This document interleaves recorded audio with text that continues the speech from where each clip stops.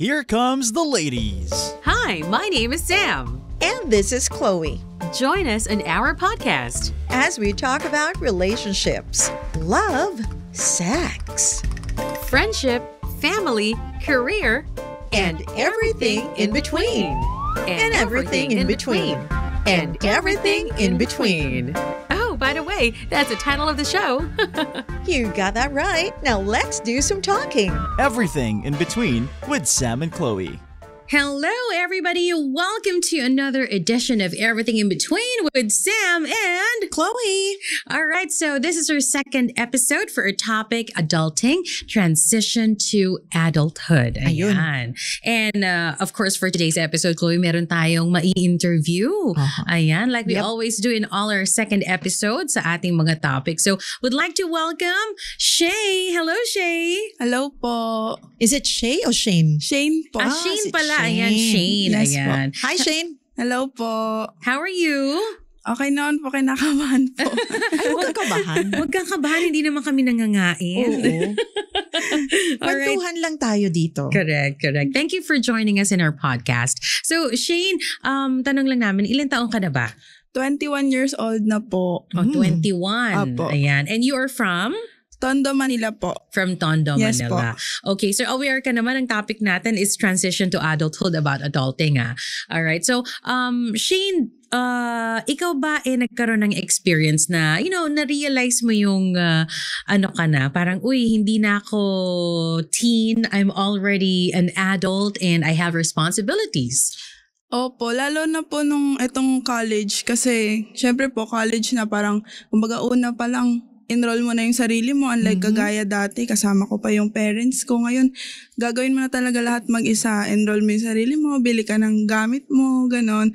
Though bibigyan ka naman nila ng pera nung una, pero kasi po yun nga, ikaw na talaga lahat, like sarili mo na. Lalo pag nag-18 ka na. Nung nag-18 po ako, halos lahat ng kailangan pirmahan, ako na po Kasi yun nga po, 18 na ako, valid na, pwede na, legal na po yung pirma ko. So ako na po lahat yung gumagawa ng mga kailangan kong gawin para sa sarili ko. Did you find that exciting on your part? Nung una po, lalo na nung mag-18 ako, talagang nakaka-excite po yung thought na legal age na ako, marami na akong magagawa na alam mo po yun, hindi ko nagagawa nung 17 years old ako and below. So nakaka-excite po siya, talagang yung thought na mag-18 ka na, legal age ka na, marami ka nang magagawa, ganun. Pero at some point, syempre natakot din po ako kasi ayun na yun kumbaga yun na yung pinaka-start na ikaw na lahat, ganun. Ikaw na yung tatayo sa sarili mong paa talaga. Yun po. Medyo natakot ka ba? At some point na tipong, talagang na ako, adult na, hindi na ako pwedeng, mommy, daddy, penging ganyan, penging ganito ng madalas. Although, considering that you're still a student, syempre, meron ka pang, you're still under allowance, diba? But like you mentioned there are some things na you have to decide on your own. Like, syempre, commuting to school every day. Yung first time na ginawa mo yun, hindi ka ba medyo natakot na ito na yun, hindi na ako hinahatid, diba? Hindi na ako sinasamahan. Diba? Ano yung mga fears mo nung umpisa? Medyo sanay naman po ako mag-commute kasi, pero dati po talaga hatid sundo ako, pero malapit lang yung school ko. Ngayon, medyo lumayo na, nag-PLM na po ako, tas ako na lang mag-isa. Nung una po, hindi ako makaalis nang wala akong kasama, wala yung best friend ko kasi natatakot po akong maligaw, baka po hindi ko alam kung saan yung bababaan ko. Ayun nga po, naligaw nga po kami nung first day. Hindi siya lakwatsera.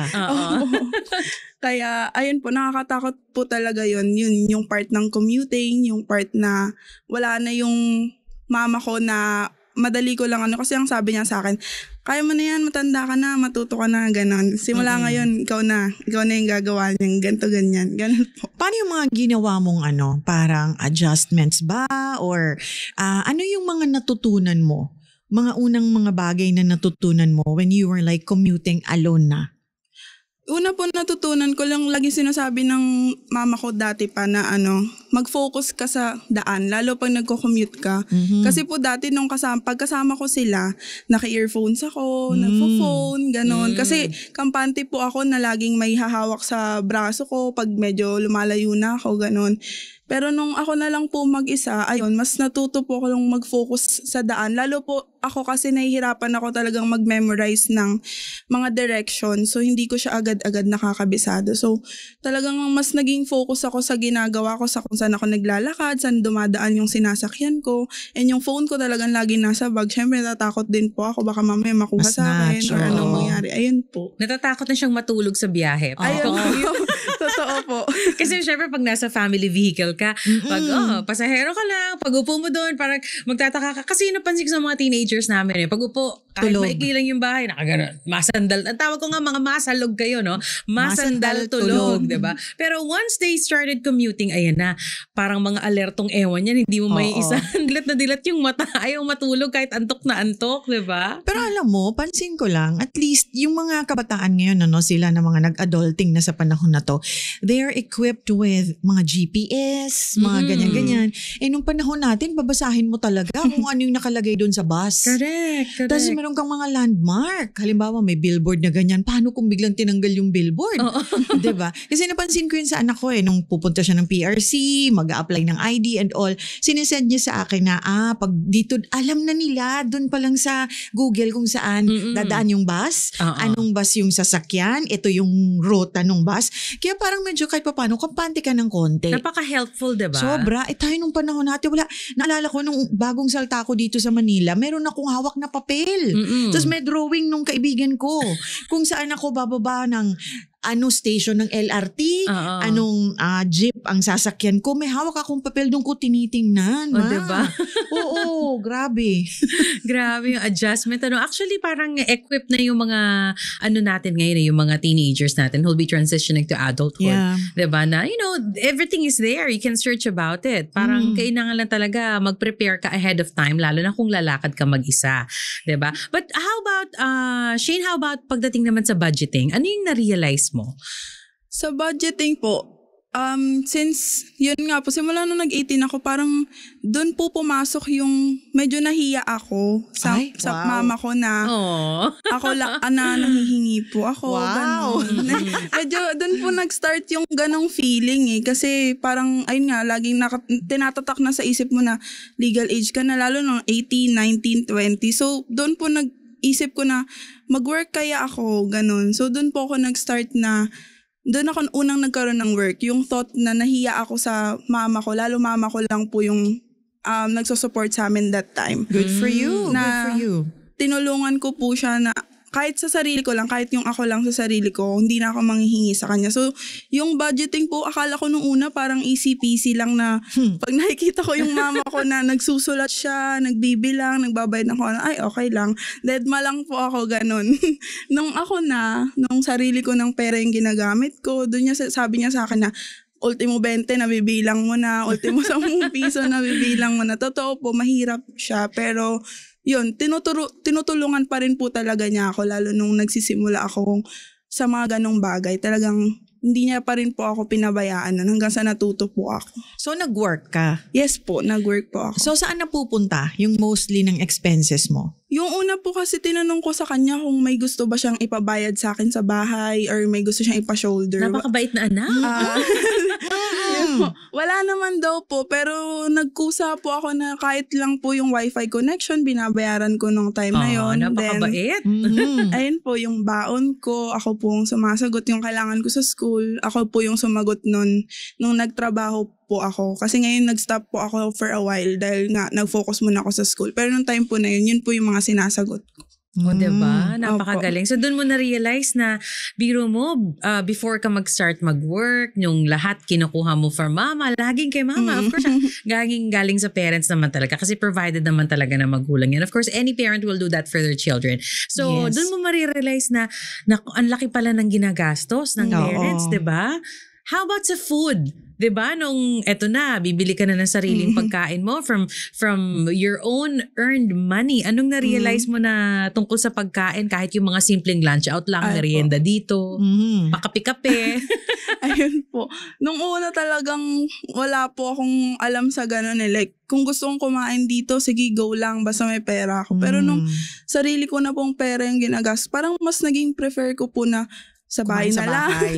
Luto na lang sa bahay, mas marami pa. Tapos parang mas mura po kasi talaga yung ganun Totoo. nasa bahay ka.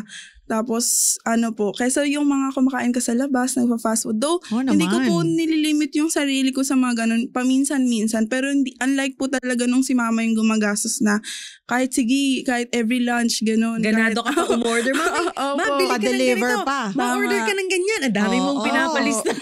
Nung ako na po, wala na. Bahay na lang, kain na lang ako. Diba, no? Kaya to sa bahay. Kaya ang mga magulang minsan sinasabi, alam nyo, para mas gusto ko na lang umalis, magastos sa bahay. Totoo. Actually, pag weekends, di ba, nako, nandun yung, minsan, kakalabitin ka, tatabihan ka. Pa-pizza ka naman, ma. Pamilk tea ka naman. Pa-pizza ka, pa-milk tea ka. Opo. Kaya ngayon, siya na yung nagagastusan pag nasa bahay kami kasi kami nakakatipid sa bahay dahil nandoon siya. Similar yan, Shane, sa sa eldest namin. Doon niya na-realize na, oh my gosh, hindi pala kaya ng yung mga pa-order-order namin sa labas. Tsaka doon niya nabibilang ngayon, tumitingin na sila sa menu. Opo. Diba? Dati kasi sasabihin lang nila, mami, gusto ko ng ganito. Pero hindi nila titingnan yung presyo, hindi nila titingnan yung menu. Parang magsasabi lang sila na gusto Na nila. itong gusto nila. Ngayon, tumitingin na sila sa price At list. saka kung may sale. Oo, Yes. Diba? correct. Pag magpapadeliver, saan merong ngayon? Free Sale. shipping po. Correct. Hindi lang yun. Di ba kasi minsan yung mga milk tea meron yan mga Delivery fee. Correct, oo. 50% for today. Parang ganun. Yun ang mga hinahanap na nila. Yung mga special offers. Opo. That's true. Oo. Tsaka aside po dun sa menu, parang kada hawak ko po yung menu, dapat nasa gilid nun yung cellphone at calculator ko. Ganun po yung nangyari nung una sa akin. Kada titingin ako sa price, nasa gilid nun calcu na agad para alam ko na po agad. Siyempre, isipin mo, ang sarap ng kain mo ngayon, wala ka na palang pamasahe pa uwi. Mga ganon, diba? Opo. Di tsaka parang like we always tell our children, lalo na yung mga nag-a-adult na ating mga anak ng transition nila, parang sinasabi natin parati, magtira ka, do not spend all your money. Tama. Lalo na yung bit mo sa wallet mo o sa bulsa mo, tsaka dapat meron kang emergency cash na naka-hide anywhere in your bag. Para kung mawala man ang wallet, mawala ang ganito, meron kang magagastos, may magagamit ka pang pera. Tama. Totoo yan. Diba? Yun ako nga tinuruan ko maglagay ng ng konting cash sa undergarment niya para kung sakaling baka mamaya mawala yung wallet nga, yung gano'n. Meron kang nakatago sa undergarment mo na, 'di ba? Na for emergency ganyan. At saka ako ni-require ko din yung mga bata na kabisaduhin nyo nga yung cellphone number namin. Oo, kahit memorize. isa lang sa amin. Kasi pag nawala ang phone, sabi niya, mami, paano ako makikitawag? Diyos ko, napakadali lang. Lapit ka lang sa security, sa police or pwede kang kahit isang text, isang tawag, makitawag. Mas maganda tawag na lang para makausap talaga. Tama, totoo diba? yan. Para alam mo yung number, hindi yung, nawala ang phone ko, hindi ko alam kung nasaan ako, hindi ko alam number ni mami, hindi ko alam number ni papa. Wala na. Oo, tama. Diba? Ako pinaparecite ko noon recite mo yung cellphone number ikaw ko. kabisado mo ba cellphone number ng parents mo? Yung sa mama ko po, nakabisado ko po yun kakapa-Gcash ko kasi. Kaya na-memorize ko po yun kasi kailangan po kakapa-Gcash ko, nakikita ko nakabisado ko na po. O, diba? Ay, nako. Ayan ang adulting talagang ang daming realizations niyan. Ano yung mga na-realize mo, Shane, na hindi ko na dapat ginagawa to? Kasi, yun. na ako alam niyo yun, I'm at an age, na ako. adult na ako Ano yung na-realize mo na hindi mo na dapat ginagawa, na ginagawa mo pa siya nun? Noon po kasi parang, po ako lagi akong go with the flow. Parang, kung gusto mo akong ayain dito, sige sasama ako. Kung gusto mo tayong pumunta dito, sige sasama ako, ganto ganyan po. Basta napakadali palang hatakin itong si Shane, kung saan niyo po ako gustong dalhin nung before Kalagkarin. Opo, totoo po. Sumasama kasi parang katwiran ko po na, adventure, ganto ganyan. Kailangan kong ma-experience. So, nag-18 na po ako. Hindi naman po sa tinamad, pero alam niyo po yung feeling na parang, ayoko na nito, parang instead na gawin ko to, imbis na umalis ako, dito na lang ako sa bahay, magpahinga ako kasi may school ako bukas, may work ako. Unlike po dati na kung gusto mo akong ayain hanggang madaling araw, kahit may pasok ako ng 7 a.m., go ako. Ngayon hindi na po. At parang binavalue ko na po yung oras ng pahinga ko, yung oras na iniisip kasi ng magulang ko kung nasan ako, ganun po. So hindi ko na po ginagawa masyado yung mga ganung bagay. Ngayon po, aalis man ako ng gabi, uwi man ako ng madaling araw, talagang aware na yung parents ko and alam ko na kinabukasan, may free time akong magpahinga. Hindi yung tuloy-tuloy po. Hindi ko na po siya ginagawa ngayon na talagang ine-exhaust ko ng masyado yung sarili ko sa mga party-party, ganun po. Uy, parang ang aga naman yan. Medyo, siguro po medyo. Alalay lang opo. siguro siya, alalay lang. Opo, hindi po na talaga kagaya dati na tuloy-tuloy. Ngayon po, Maaga once ka in a siguro while. nagparty. Siguro po. Kalagkarin nga eh. Opo. Kasi yung edad mong yan ang talagang gustong-gusto pa eh. Grabe pa yung energy. Oo. 'Di ba? Opo. Ngayon sa bahay na lang po ako medyo, mas gusto ko na pong manood, magbasa, ganun po. Pero Ang aga lumalabas magtita po nito. ako. Lumalabas ako once in a while pag naaaya talaga ng sobra. Ayan, when it comes to friendship naman, ano yung masasabi mong parang nasa-separate mo na yung sarili mo sa kanila? Kasi ano ka na eh, kumbaga parang iba na yung way of thinking mo, kumbaga in-embrace mo na yung adulthood. Ano yung talagang nagno-know ka na sa mga friends mo bukod sa pagpa-party-party? Mhm. Yung ano po, mga nagno-know ako sa kanila, yung kagaya po kasi ngayon parang inaaya ako sa manood ng sine, ganon, or manood ng palabas. So, gusto ko naman po talaga, pero kasi nung time na yun walang budget, so hindi ko siya pinipilit. Unlike before, talaga na ipipilit ko makasama lang ako. Eh Ngayon, kahit ano, kunyari may mag-offer na, oh Shane, sama ka na ba sa libre ka namin? kung ganun po, go po ako, syempre. Go lang po, pero ayun nga po, kasi syempre sila, yung mga friends ko din po naman, talagang minake sure ko na yung circle ko. Close lang po. Kumbaga maliit lang. Hindi siya ganun kalaki. Yung talagang naiintindihan namin yung isa't isa. So alam ko naman po na naiintindihan nila yun. And ganun din naman po ako sa kanila. So kampante po ako sa circle of friends na meron ako na ganun po yung pag-iisip namin lahat. Opo. So parang masasabi mo ba na parang mas naging choosy ka na rin sa mga kaibigan mo? Yes po. Opo. Hindi na talaga ako kahit naman po siguro personality ko na rin po na hindi ako makapag-stay kasi sa malaking group of friends na nahihirapan po akong makisama sa ganun, sa mga malalaking friendship na circle. So ngayon po talagang stay ako sa 5 lang kami simula first year hanggang ngayon. Ganun lang po yung ano. And sanay na kami sa isa't isa, kilala na namin yung isa't isa. And sobrang kampante na po namin na talagang etong friendship na to maglalast. Parang ganun po. Ganun naman talaga. As you grow older, maiisip mo na yung quality over quantity, di ba? Totoo. Ayan. Tapos Shane, ano pa ba yung mga bagay na nakapag na-realize mo matured ka na when it comes to when it comes to relationships, like romantic relationships? Ayun po, siguro kasi po dati parang yun nga po, puppy love, ganon. Kapag may someone na nagustuhan ko and gusto rin ako, parang regardless kung anong meron sa taong yun or anong ginagawa niya sa buhay, parang wala akong paki. Basta gusto ko rin, ganon. Wala lang po sa akin yun, parang hindi, magbabago pa yan. Ganon po bang isip. Pero ngayon po siguro, natutunan ko dun sa past relationship ko na nadala ko ngayon is, ayun nga po, kung ano yung pinapakita sa'yo ng tao. Yun na yun. Yun na yun. Magbabago man siya, hindi dapat para sa'yo, dapat para sa sarili niya. Kasi mas prefer ko po yung ganun na mag-grow siya para sa kanya, hindi niya po ako iisipin. Kasi mas healthy po yung ganung growth na iisipin na para sa sarili mo, hindi para sa ibang tao. Tama naman. Opo. Parang puro puppy love, wala bang kitten love? Oo nga, kitty love. Oo, parang mga ganon. Ayan, nakakatuwa that's good naman to dun si know. Shane, diba? Talagang nag-mature na siya. Oo. Ikaw ba, anong balak mo sa after you finish college? Ano bang balak mo outright after finishing college? Talagang mag-work ka na ba kaagad? You'll be hunting for work? Gusto mo na maging professional in your chosen field? Opo. Ngayon po kasi, ang dilemma ko na po ngayon kasi kung after ba ng bachelor's ko, gusto ko bang mag-masters pa or gusto ko nang mag-work or gusto kong pagsabayan. So, nandoon pa po ako sa dilemma na yun. Pero I think it's a good dilemma naman po na gano'n na yung iniisip ko. Pero ayun nga po, ang plano ko naman after college is maghanap muna siguro ng work. Since ayun po talaga yung kailangan ko and kailangan ng family ko na makapaghanap muna ako ng work, makatulong muna ako. Then siguro right after kung saswertehin ako, magtutuloy ako sa masters kung saan ko talaga gusto. Pero yun po muna yung goal ko is makatulong muna ako sa family ko. Lalo, gagraduate po kasi kami sunod-sunod kaming magkakapatid. Ilan kayo magkakapatid? 4 po kami. Excuse me. Okay lang yan, ma. 4 po kami. Ako, tas yung... Mga tibigla ilong ko. Sorry, Shane. Okay Sige, lang continue. Ayun po, 4 po kami. Pag graduate ko po, susunod yung kapatid ko. Then may senior high kami. Then meron pa po kaming 2 years old na baby. pregnancy. Uy! So, ayun. Humabol po. Opo. Meron pa akong magto 2 years old po next month. So, ayun naman po. Sa kanya naman po, parang wala kaming problema kasi isipin ko graduate na kaming 3. Ikaw ba yung panganay? Yes po. Oy, 4 kaming ka babae. pala. So magtutulong-tulong, Opo, ganon. opo. Yung bunso babae din. 4 po kaming babae. Wala babae pong lahat. lalaki. Yung aking bunso ay babae din. 2 years old din. Opo. Humabol.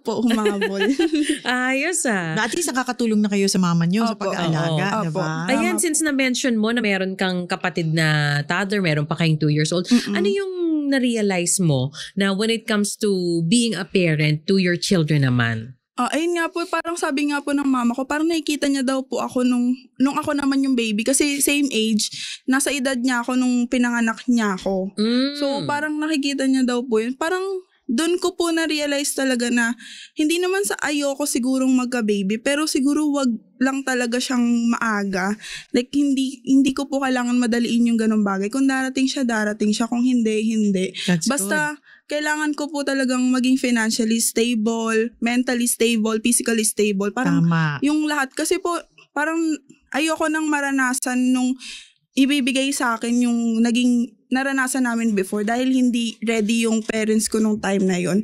So ngayon, bumabawi po sila na malalaki na kami. And pinapakita rin namin dun sa baby namin yung parang gusto naming maranasan niya yung hindi namin naranasan before dahil nga may kulang doon sa stability ng parents ko. Ayun po yung ayokong maranasan nung kung magkaka-baby man po ako in the future. Alam mo yun ang kagandahan pag meron kang teenager tapos meron kang pang baby sa bahay. Kasi nakita ng mga teenagers namin how, siyempre, nagbuntis, nanganak, and all the difficulty. Yeah. Plus, they know the expenses of how much the milk is, Yes. the diapers, Yes tas po. the That's monthly, punta sa pedia for the injections. Tsaka diba? yung pag-aalaga sa bahay. Oo, pag-aalaga sa maiiwanan ng Correct. bata, yung ganon. Kaya nga tinatanong ko yung mga teenagers namin, may balak ba kayong lumandi ka agad? Kasi ganyan ang magiging eksena nyo pag Correct. nabuntis kayo ng wala sa oras. Tama. Diba? That's the kind of adulthood that you need to embrace pag kahit anong age ka. Diba? Lalo na pag nagkaroon ka na ng sariling anak mo. That's and they true. know the hard reality of it. Well, it's fun to have children, but if you're not financially ready, kanino ka tatakbo? Oo. Diba? Kanino Tama. ka tatakbo? Wala kang trabaho, estudyante ka, parents pa rin. Tama. Diba? Totoo yan. Well, I'm not saying na masama ang magbuntis, masama ang mabuntis. Every child is a blessing. Alam natin yan. But alam naman natin na every family will become financially challenged pag wala sa timing. Tama, totoo Yung yan. pagbubuntis o paglabas ng bata, diba? At saka ang sarap-sarap ng buhay nang wala kang inaasikaso Oo. na Opo. lalo ganyan ang edad mo. Yes po. Diba? Totoo po. Parang hawak mo lahat ng oras mo and wala kang kahati sa budget mo sa sarili mo. Yun po yung inisip ko ngayon na buti na lang. Talagang parang naghihintay ako, ganon. Sabi ko nga alam mo yun, a child, a baby changes your life 100%. Yes po. Correct. Grabe.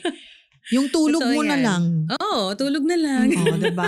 Hanggang ngayon, Lalo po dinadanas ko pa yan. Mga ganong age yung kapatid ko po, halos 2 a.m., 3 a.m. na nag-YouTube pa po. Grabe. Minsan Na 2 years gumigising. old? Oo, minsan Opo. gumigising, di ba? Ay, at least ngayon may pampakalma na. May ganyan, Mm-mm. di ba? May imaginein mo nung panahon namin. Nung araw, di ba? Buti nga, kakauso Walang lang YouTube. nun. Kakauso lang nun ng diapers, yung disposable. Oo. O yung panahon pa natin, sa mga parents natin, wala pang Oo, disposable. dilampin. Lalabahan yung Oo. lampin with the wee-wee and poo-poo, di ba? Pag nagising dahil nabasa o iyak ng hating gabi, Correct. di ba? Ay, nako. Grabe. Tama naman yan. At least nakita mo, ikaw mismo, you were able to decide for yourself na this is not the path Yes. Opo. that I want to take. Totoo po. Diba? Doon ko Para- talaga na-realize. Para yun. at least mag-invest muna siya sa sarili niya before, if the time comes na you're ready to enter a relationship and you think the both of you are financially, kahit hindi pa stable masyado, basta ready. Ang importante kasi dyan is self-supporting kayong dalawa. Opo. Diba? Lalo na yung magiging future partner mo. So parang you cannot really tell when it's going to happen, but if it's going to happen, at least the two of you are, the both of you are employed or may Yes. negosyo. Diba? Yun ang maganda doon. May konting ipon man lang. Mm. Di ba? Yun nga sinasabi lagi ng, I remember yung mga mas matatanda sa atin before, diba? Ang lagi nila sinasabi, alam niyo, hindi niyo naman kailangan maghanap ng mayaman eh. Ang kailangan niyo talaga yung kayang bumuhay. Oo, magsipag. Diba? Oo, yung may pinag-aralan, tas kayang magsipag, kayang bumuhay. You don't need someone rich. Kasi yung taong masipag, kayang bumuhay, willing na, kumita ng pera, talagang yayaman at yayaman yan. Tama. That's diba? true. Oo. Hindi naman kailangan instant palagi na, kailangan, pag nag-asawa ako, mayaman ka agad. Pero kung magkaroon, bonus na yun. Actually, given na diba? yun. Bonus na kung... Di ang saya ng buhay mo. Oo nga. Pero it's not a requirement. Kaya Yes. kailangan talaga self-sufficient yung tao. Exactly. Yun ang dapat na requirement mo sa sarili mo. Correct. Self-sufficient ka rin, di ba? Yun. Ayan. Ikaw ba, tawag dito, Shane, pag nagtrabaho ka na and eventually you meet that person for you, would you be willing to give up a career that you have para mag-give way sa, personal life mo, like especially if you start to have kids? Or iko-continue mo pa rin maging career woman while having kids, which is possible pa rin naman?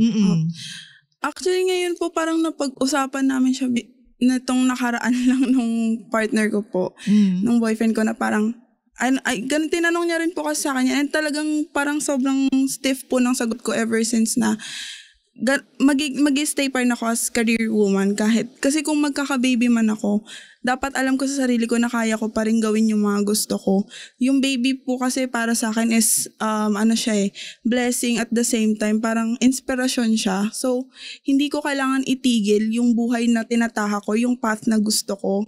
Pag dumating siya, instead dapat maging inspired pa ako. So siguro po kung dadating sa time na magdesisyon ako magka-baby, i-make sure ko din na kaya kong gawin yung parehas. Kasi yun po yung pinag-aralan ko, talagang gusto ko po siyang magamit as a career woman po. Ayun, kaya gusto kong gawin siya parehas, both. Or if hindi ko siya kayang gawin parehas, hindi ko po ititigil yung kung ano man yung tinataha ko ngayon. Okay. Opo. May mga friends ka pa ba na napapansin mo a little immature, parang hindi pa nila masyado ine-embrace yung adulthood? Ngayon po, parang wala naman na po. Since siguro graduate na kami. Pero before, meron po yung mga talagang palong-palo po sila mag-night out, Wow. inom dito. Dami budget. Inom dito, inom dyan, bar dito, bar doon. Dati po meron, ngayon po wala na po talaga. Talagang umalis na ako sa circle na yun. Talagang ayoko na po talaga. Actually, kahit ako parang aga kong tumigil sa pag-inom-inom eh. Yeah. I think I started at the age of 23. Kasi syempre pag when you work for the radio, ang dami mong may bar tour, Totoo. anniversary, nasa bar na naman kayo, di ba? Talaga hindi ka nawawala ng inom. Actually, Ng gimmick. Even if hindi ka nawawala ng gimmick, exactly. Even if you don't go out with your friends, your friends can just join your event and True. doon na kayo gumimik. So, ang aga ko din tumigil sa pag-inom before kasi nga parang I don't see any benefit from it in the long run, di ba? Baka magka-problema pa ako sa liver. So, ngayon mas nag-enjoy ko sa kape. Tama. Yan, laban tayo doon. Basta maaga-aga pa para Correct. makatulog. Tsaka alam mo, ako rin ganyan. Maaga ko na-realize na hindi ko gustong lasa niya. Hindi talaga siya masarap. Tsaka it's not a good feeling yung pag medyo parang ang sakit hangover ng ka. ulo mo the next day. Oh my gosh. Yeah. That's the kind of feeling that you would want to avoid. Kasi there was a time na talagang grabe yung inuman namin. Talagang hindi ako nakauwi. Lasing na lasing ako. My diba? gosh. Naranasan ko yung ganun and Natulog ka na doon sa kung saan ka nakaupo. hindi naman. Nakauwi pa rin naman ako. Inuwi nila ako. Pero hindi na ako nakapag-drive. Alam mo yun? Sa sobrang lasing na lasing. Ayoko na maulit yun. Ayoko na Nakawala ng poise, di ba? Oo. Tsaka I find it parang bilang tao, bilang babae, parang napaka-irresponsable ko naman sa sarili ko.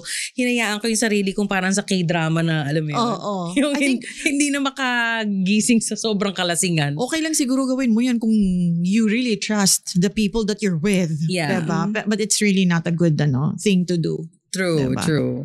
At saka alam mo, nung syempre, pag college ka, di ba, nagsisimula ka ng, yung mga adulthood na yan, yung nagpa-party-party. Doon ka nag-uumpisa matuto uminom eh. College, di ba? Yung Totoo. iba as early as high school, but majority talaga, nag-uumpisang matutong uminom ng beer o ng alcohol pagdating ng college. Ngayon, na-realize ko nun, ang mahal pala ng sigarilyo, isang ng beer. alcohol. Alam mo yun, pag pumasok ka sa bar, mahal pala nito, parang tubig na lang ako. Oo, Alam mo, may diba? time na gano'n. In-invite ako ng friends ko, tara, yung college friends ko, tara, gimmick tayo. So one time sa mama ko, nagpaalam ako sa parents ko, pinayagan naman ako, mother, di ako naka-order ng beer. Kasi Dahil ang sa mahal. Nagtubig, nag-mineral water na lang ako, diba? Mahal pa nga ang mineral water sa bar. Yun nga. Diba? Alam mo Parang yun? isang galon ng tubig, more than pa ang presyo. Kaya ako naiinis ako pag merong mga kainan na wala silang service water, tapos maobliga ka na umorder ng bottled water. Ay, Diba? mahal. Ang mahal diba? kaya. Oo. Ikaw ba na-realize mo din yun, Shane? Pag pumaparty-party na parang ang mahal naman pala ng mga beer, grabe. Alam mo Opo. yun? Lalo po ngayon talagang nagtaasan na sila. Hindi kagaya nung parang siguro mga senior high ako nung nag-start po ako. Halos uminom sa labas, gano'n na. Medyo kinakaya pa ng ambagan yung mga iniinom. Ngayon po. Nag-aambagan talaga. Ngayon po Gin pong ba talaga. yan? Opo, ngayon talagang magpapas ka po talaga parang sige isang tower na lang or isang bucket na lang. Oo. Okay na yun, uwi na tayo sa labas na lang. Ganun po. Kasi ang mahal na talaga nila. Lalo yung Pupulutan ka kahit pa. po yung mga pulutan talagang ang mamahal. Isipin mo kung money lang po yun, nasa 200 plus. Money. ang mahal po talaga. Eto, Shane, pag ikaw sumweldo na, like graduate ka na, you're working professionally for a company, anong balak mong gawin sa unang-unang sweldo mo from that company as a full-fledged employee? Yun, nung una po kasi, kagaya po nung unang-una kong work, nung binibigay ko yung sahod ko sa mama ko nung unang-una, sabi niya, unang sahod mo yan, gamitin mo para sa sarili mo, huwag mo muna ibigay sa akin. Kung gusto mo magbigay sa akin, sa pangalawa na. So siguro ganun din po yung gagawin ko ngayon, this time kung magkakaroon talaga ako ng full-time work, na yung unang-unang sahod ko sa akin muna, sa sarili ko muna. Kung may gusto akong biling damit, kung may babayaran akong utang na ginamit ko para makapasok dun sa work na yon, or kung meron akong mga kailangan, tubigan, bag, mga ganun po. Siguro sa akin muna yon. Since Sanitary napkin. yun. Yung mga talagang Ang gastos nun, essentials ko po Aqua muna yung flask. uunahin ko. Since yun naman din po yung gusto din ng parent ko, yun yung tinuro sa akin na talagang pag unang sahod mo sa sa trabaho sa bagong company, sa'yo muna yan. I-enjoy mo muna yung pinaghirapan mo. Yung mga susunod, sige, ibigay mo. Pero yung una, sa'yo muna, lahat muna ng kailangan mo, unahin mo. Ayan. Shane, ikaw ba may investment ka na?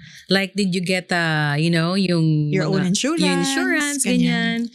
Ngayon po, nawala na po kasi yung insurance ko since nga nag-resign na ako. Ang insurance ko na lang ngayon for internship, mga 5 months lang po. Pero yung talagang HMO, wala pa po sa ngayon. Wala po akong Bukod sa HMO, meron kasing yung tinatawag na yung Life insurance. yung life insurance Opo. with investment. Sa father side ko po, sa papa ko meron sila. Covered pa naman po ata. I mean, alam ko po kasi hindi na po ako covered nun eh. Kasi ano ka na. Nung kinuha niya po yun, 20 na ako. So, hindi na po ata. Pero yung mga kapatid ko po Pwede covered. pa. Basta ilagay ka niya, pwede pa yun. Opo. Pero ang plan naman po kasi is after kong mag-graduate, kukuha na rin po talaga nila ako agad ng insurance. Yun po yung plan nila. Oo, actually dapat talaga isama mo yan sa mga unang magiging series ng sweldo mo. Magsimula kang kumuha ng investment kasi the earlier, the younger you are, the cheaper yung makukuha mo, 'di ba? At saka, habang tumatagal, kumikita na. Pero din pag natapos mo yung bayad mo doon, kuha ka uli ng panibago. Diba? Tama. Yun ang maganda. Yun ang late na namin na-realize. Actually, late na rin naman lumabas yung mga ganong klaseng insurance. Dati kasi pag insurance, traditional. Traditional. Magagamit mo lang siya. Death benefit lang. Pag death benefit. Ngayon, meron ng mga insurances na that you can enjoy while you're still living and young. That's true. Diba? While still being covered. Diba? Kasi akala ng iba, parang okay na yan. May SSS, may pag-ibig. And Hindi enough. At saka bata ka pa, parang feeling mo, hindi ko pa Hindi mo kailangan. mag-isip sa retirement mo, but isang payo para sa mga katulad mo who'll be entering adulthood. The moment you start working, think about your retirement. The earlier you start your saving for your retirement, getting an investment, the better for you. Correct. Diba? Para your money will grow. Alam naman natin na ang inflation, it grows here in our country. Yun lang ata ang constant sa pag-grow, yung inflation, diba? So, kailangan makahabol yung mga ipon mo, lalo na when you reach the age na you need to retire. Akala kasi ng iba parang, hindi, bata pa ako, okay lang yan. I'm not gonna think about it. I'm not going to invest. Well, that is the wrong mindset. Tama. Diba? dapat as early as now, bata ka pa, mag-invest ka na mag-invest. Ayan. Para habang tumatagal, nag-grow yung pera mo. At saka, hindi ka lang aasa sa SSS, tsaka sa pag-ibig pag nag-retire ka. Diba? Tama. Ayun. Ayan. So, Shane, anong mapapayo mo naman sa mga katulad mo na, transitioning to adulthood ang kanilang phase ngayon? Anong mapapayo mo sa kanila? Siguro po kagaya ng sinasabi ko lagi sa sarili ko, enjoy yung bawat journey. I-cherish yung bawat moment na, yung everyday ba na ginagawa mo. Kasi lahat ng ginagawa ko ngayon, alam ko na someday meron itong kalalabasan. Lahat ng tinatahak ko ngayon, balang araw, magagamit ko to. Yung bang araw-araw na learnings na ini-enjoy ko, chine-cherish ko, tinatandaan ko. So, yun po siguro yung mapapayo ko. Lahat ng ginagawa natin sa araw-araw, lalo ngayon na sinasabi po nila na 20s mo hanggang 30s, siguro nandiyan yung talagang mabibigat na ups and downs. Yun po yung sinasabi sa akin eh. So, parang yung ups and downs na yun, gagamitin mo siya someday. Magagamit mo siya. Hindi siya matatambak somewhere sa pagkatao mo. Lahat yan eventually lalabas. Lahat yan matatandaan mo. Lahat yan magagamit mo. Tapos one day parang masasabi mo na ng sarili mo na, ay kaya pala siya nangyari. Kasi para dito. Kaya ako pala siya na-experience before para sa araw na to. So ayun po yung hinihintay ko yung araw na yun. Yun po. Right. Yan. At saka never give up kahit may mga ups and downs, diba? Normal lang sa buhay natin yan. Ganun talaga. Oo, it happens. And saka, yung 20 to 30 na, nako, ang bilis lang yan. Malaman mo na lang, 31 ka na. Magulat ka na lang, hello, malapit ka na mawala sa kalendaryo, diba? Kaya, as much as possible, yung younger years mo, invest in yourself. That's para true. by the time that you reach yung phase sa buhay mo na, I'm ready to settle down, to have a family, diba? Masasabi mo sa sarili mo na ready ka talaga. Oh, ready ka talaga. Tsaka marami na akong na-enjoy. Tama. Diba? Although, syempre, marami naman tayong gustong i-enjoy sa buhay natin. Hindi naman natin magagawa lahat yan. Hanggang pagtanda yan. Pero at least, yung fulfillment mo sa sarili mo, may nagawa ka na. Diba? Para hindi ka na parang may regrets na, uy, ba't ba hindi ko to ginawa noon? Nauna yung ganito, yung ganyan. Diba?